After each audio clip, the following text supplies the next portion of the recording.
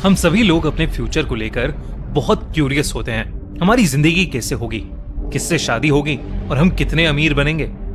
ये सब चीजें हमें बहुत एक्साइट करती हैं और इसलिए हम पंडित, फॉर्च्यून टेलर्स, एस्ट्रोलॉजर्स और टैरो कार्ड रीडर्स के पास जाते हैं। टैरो रीडिंग एक ऐसी आर्ट है जहां एक टैरो रीडर कुछ कार्ड्स के थ्रू आपका फ्यूचर बता सकता है। वो आसपास की पॉजिटिव एनर्जी से रिक्वेस्ट करता है कि वो आपकी किस्मत की टैरो कार्ड निकालने में हेल्प करे। पर क्या होगा अगर टैरो रीडिंग में पॉजिटिव की जगह नेगेटिव एनर्जी आ जाए तो? 25 साल की मेहर को भी ये सब चीजें बहुत एक्साइट करती थीं। उसने अपनी मेडिकल की पढ़ाई छोड़कर टैरो रीडिंग करना सीखा था और वो इसी में अपना करियर बनाना चाहती थी। अपनी मेडिकल की पढ़ाई छोड़ने की वजह से उसके पेरेंट्स उससे बहुत नाराज थे और इसी के चलते मेहर अपना दिल्ली का घर छोड़कर जयपुर में अकेले रहने आ गई थी। मेहर के पास कई क्लाइंट्स आना शुरू हो गए थे। वो सब अपनी टैरो कार्ड रीडिंग्स करवाते थे और मेहर एकदम साफ नियत से उनकी रीडिंग्स भी करती थी। एक दिन मेहर की छोटी बहन खुशी उससे मिलने जयपुर आई। इतने वक्त बाद खुशी से मिलकर मेहर बहुत खुश थी, मगर खुशी मेहर को एक बुरी खबर देने आई थी। उसने मेहर को बताया कि मेहर के पापा की तबीयत बहुत खराब है और डॉक्टर ने बोला था कि वो कुछ ही दिन जी पाएंगे। ये सुनकर मेहर बहुत उदास हो गई और रोने लगी। खुशी ने मेहर से घर वापस चलने को कहा और खुशी ने कहा कि उसे पापा के आखिरी वक्त में उनके साथ होना चाहिए। मेहर ने डिसाइड किया कि वो सुबह होते ही खुशी के साथ वापस घर लौट जाएगी। ये सब बातें करते करते दोनों बहुत उदास हो गए। अपना मूड थोड़ा अच्छा करने के लिए दोनों बहनें अपने बचपन की बातें करने लगीं। मेहर के पास एक एल्बम भी थी जिसमें उसने बचपन की बहुत सारी फोटोज लगाई हुई थी। वो दोनों वही एल्बम देखने लगे। उस एल्बम के पीछे वाले पेजेस में मेहर ने बहुत सारे टैरो कार्ड्स के डेक की फोटोज भी लगाई हुई थी। ये देखकर खुशी को याद आया कि वो मेहर के लिए एक नया टैरो कार्ड डेक लेकर आई है। उसने मेहर को वो डेक दिया और बहुत क्यूरियस होकर बार बार मेहर से अपनी रीडिंग देखने के लिए जिद करने लगी। वो दोनों घर की बाकी सभी लाइट्स ऑफ करके टेबल पर बैठ गए और मेहर इंस्ट्रक्शन बुक से उस नए टैरो डेक के बारे में पढ़ने लगी। वो टैरो डेक थोड़ा अजीब था। मेहर को उन टैरो कार्ड से एक अलग सी फीलिंग भी आ रही थी, पर खुशी इतने प्यार से उसके लिए वो गिफ्ट लाई थी तो वो अपनी बहन को मना नहीं कर सकती थी। इंस्ट्रक्शंस पढ़ने के बाद मेहर ने डेक शफल किया और अपने आसपास प्रेजेंट सभी पॉजिटिव एनर्जीज को इनवाइट करने लगी। मेहर ने अपनी बहन खुशी के लिए 5 कार्ड्स निकाले। वो कार्ड्स उसकी जिंदगी से जुड़े कुछ इंपॉर्टेंट हिस्सों को रिप्रेजेंट करते थे। वो हिस्से थे love, career, family, personal growth और लाइफ एक्सपेक्टेंसी। मेहर वो रीडिंग शुरू करने ही वाली थी कि उसे अचानक से अपने रूम से कुछ अजीब आवाजें आने लगी। वो खुशी को वहीं छोड़कर अपने रूम में चेक करने गई तो उसने देखा कि उसकी अलमारी खुली पड़ी थी और उसमें से सभी टैरो कार्ड डेक्स जमीन पर गिरे पड़े थे।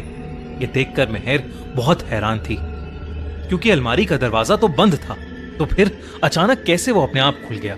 मेहर जमीन पर फैले अपने कार्ड्स उठाने लगी कि तभी उसे ऐसा लगा कि जैसे कोई उसे उसके बेड के नीचे से झांक रहा हो।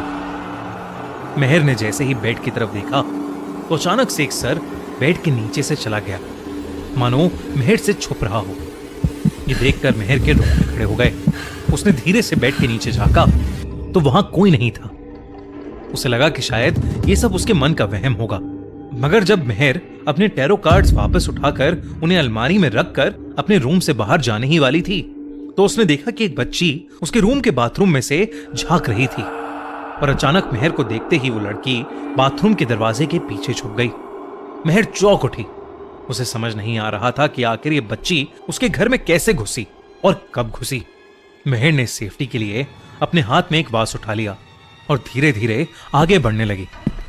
वो बाथरूम में गई और उसने देखा कि एक 7-8 साल की मासूम सी बच्ची उसके बाथरूम के दरवाजे के पीछे सहमी सी बैठी थी। मेहर को वो बच्ची जानी पहचानी लगने लगी, मगर उसे याद नहीं आ रहा था कि आखिर वो थी कौन। मेहर ने वास साइड में रख दिया और उस बच्ची के पास बैठ गई। मेहर ने उस बच्चे से पूछा कि आखिर वो कौन थी और उसके घर में कैसे आई। तो उस बच्ची ने बिना कुछ कहे मेहर को गले लगा लिया और धीमी आवाज में सिसकियां भरने लगी। मेहर को ये देखकर बहुत दया आ गई और उसने उस बच्ची को गले लगाते हुए गोद में उठा लिया। उसने सोचा कि शायद बच्ची किसी मुसीबत में होगी और वो छुपने के लिए मेहर के घर में घुस गई होगी। मेहर उस बच्ची को गोद में उठाए हुए खड़ी हो गई और रूम की तरफ ले जाने लगी। मगर उससे पहले ही मेहर ने कुछ ऐसा देखा जिससे देख उसके पैरों तले जमीन खिसक गई। बाथरूम के मिरर में उस बच्ची का रिफ्लेक्शन ही नहीं दिख रहा था। मेहर ये देखकर बहुत ज्यादा डर गई और डर के मारे बौखला उठी। उसका पैर पीछे रखी बाल्टी से टकरा गया और वो नीचे गिर पड़ी। मेहर की गिरने की आवाज सुनकर खुशी भागती हुई मेहर के रूम में आई और जमीन पर पड़ी मेहर को उठाकर बाहर टेबल पर ले आई। मेहर के साथ अभी जो हुआ उससे वो बहुत ज्यादा डर गई थी। वो छोटी लड़की आसपास कहीं नहीं दिख रही थी। मेहर खुशी को सब कुछ बताने लगी। खुशी ने मेहर को पानी दिया और मेहर से कहा कि शायद ये सब उसका वहम है। मेहर जब थोड़ा शांत फील करने लगी तब खुशी ने मेहर से कहा कि उसकी टैरो रीडिंग बीच में ही रह गई है और उन्हें उसे पूरा कर लेना चाहिए। मगर मेहर इस हालत में नहीं थी कि वो कुछ भी कर पाती। वो खुशी को अपने साथ हुए इंसिडेंट के बारे में वापस बताने लगी कि तभी मेहर का फोन बज उठा। फोन पर मेहर की मॉम का कॉल आ रहा था। मेहर ने फोन उठाया तो उसकी मॉम फोन पर बहुत ही ज्यादा रो रही थी। मेहर को लगा कि शायद उसके पापा की तबीयत बहुत ज्यादा बिगड़ गई होगी। मेहर ने उनसे पूछा कि उसके पापा कैसे हैं। तो उसकी मॉम ने कहा कि उसके पापा तो बिल्कुल ठीक हैं, मगर उसकी बहन खुशी का एक्सीडेंट हो गया है। उन्होंने आगे बताया कि दोपहर में खुशी उसी से मिलने जयपुर के लिए निकली थी जब उसकी गाड़ी एक ट्रक से टकराकर खाई में गिर गई। आसपास के लोगों ने बुलडोजर बुलवा के उसकी गाड़ी को खाई से बाहर निकलवाया। तब भी उसकी सांसें चल रही थीं। तो लोकल लोग खुशी को हॉस्पिटल ले गए और वो अभी बहुत क्रिटिकल कंडीशन में है। ये सब सुनकर मेहर को ऐसा लगने लगा कि जैसे वो अभी बेहोश हो जाएगी। उसका सर एकदम से बहुत भारी होने लगा। उसका पूरा शरीर ठंडा पड़ने लगा था और वो डर के मारे कांपने लगी थी। उसके सामने बैठी खुशी उसे देखकर मुस्कुराने लगी। तभी अचानक खुशी का चेहरा बदलने लगा। वो उसी छोटी बच्ची में बदल गई जिसे अभी कुछ देर पहले मेहर ने देखा था। धीरे धीरे वो हंसती हुई छोटी लड़की मेहर के पास आने लगी। उसका चेहरा डरावना होता जा रहा था। ऐसा लग रहा था कि वो मेहर को चोट पहुंचाना चाहती है। अचानक ही उसने मेहर पर अटैक कर दिया और मेहर नीचे गिर पड़ी। वो छोटी सी लड़की मेहर के ऊपर चढ़कर उसका गला घोटने लगी।